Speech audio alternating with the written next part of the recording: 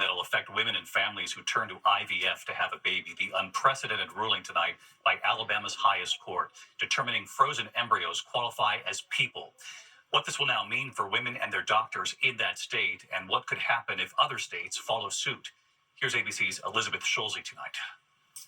Tonight, an unprecedented decision by Alabama's Supreme Court that could jeopardize families' access to fertility treatments like IVF in the post-Roe era. The court making Alabama the first state in the nation to say frozen embryos qualify as children under state law.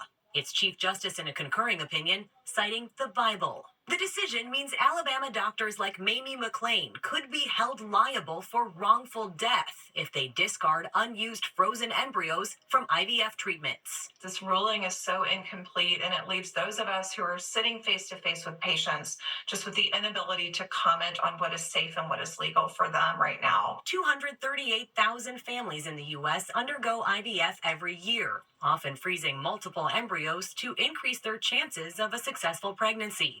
I wanted to scream. I didn't know what to do. Gabby Goydell and her husband in Auburn, Alabama, are in the middle of an IVF cycle. They're now considering if they'll need to move their embryos to another state. It's a stressful process already, and I don't need the added stress of, and no other woman does, of whether or not this might be moral to go through to have children when this is my only path. In a dissenting opinion, Justice Greg Cook writes the ruling almost certainly ends the creation of frozen embryos through IVF in Alabama.